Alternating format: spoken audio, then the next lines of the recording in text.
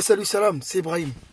Alors, comme beaucoup d'entre nous, on s'est tous posé la question pourquoi les jeunes de banlieue ne sont pas impliqués dans le mouvement Gilets jaunes et dans le grand débat. J'ai essayé de trouver des raisons, des éléments de réponse objectifs et surtout réalistes. J'en ai trouvé 3. Si vous en avez d'autres, n'hésitez pas à les mettre en commentaire. La première raison principale est que l'État a délaissé la banlieue, et cela depuis des années. Et ce sont les jeunes de banlieue et ceux qui y habitent qui sont les premiers gilets jaunes, parce que eux ils souffrent en silence. L'État, rappelez-vous, s'est engagé à injecter des millions d'euros après les émeutes de 2005. Résultat, ils ont simplement rénové des façades d'immeubles et mis des coups de peinture dans les cages d'escalier. La deuxième raison est la mauvaise image qui est véhiculée au sein de la population des jeunes qui habitent en cité. Ils ont l'image de racailles. Ils ont l'image de musulmans. On va toujours les ramener à leurs conditions sociales et raciales. Et bien entendu, ils ont une image de casseurs. Alors que beaucoup d'entre nous, on a vu des images tourner en boucle lors des manifestations des Gilets jaunes où des casseurs ont justement cassé plusieurs choses dans les plus grandes villes de France et notamment à Paris. Que diront les médias et la population si les jeunes de cité étaient présents? Je vous laisse répondre.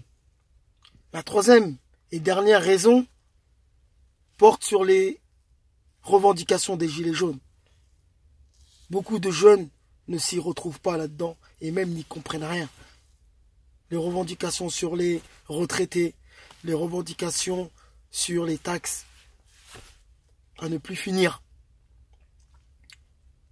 Le jeune de cité demande du travail, demande que l'État lui fasse confiance. L'État a récemment durci les conditions pour être VTC.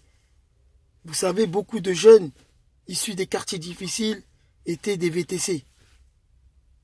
Et dû à ce durcissement-là, beaucoup de jeunes se sont retrouvés sans travail. Un jeune de quartier difficile demande que l'État lui fasse confiance, comme j'ai dit, à travers des prêts à taux zéro. Et que l'État se porte garant auprès des banques.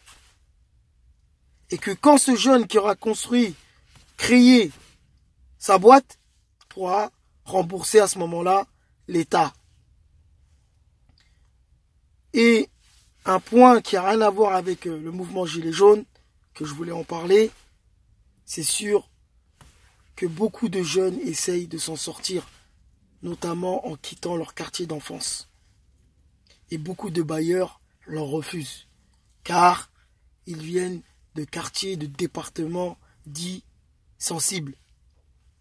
Il faut que là aussi l'État trouve des solutions afin que ces jeunes puissent trouver un appartement et pas les reloger après qu'il y ait une destruction d'immeubles.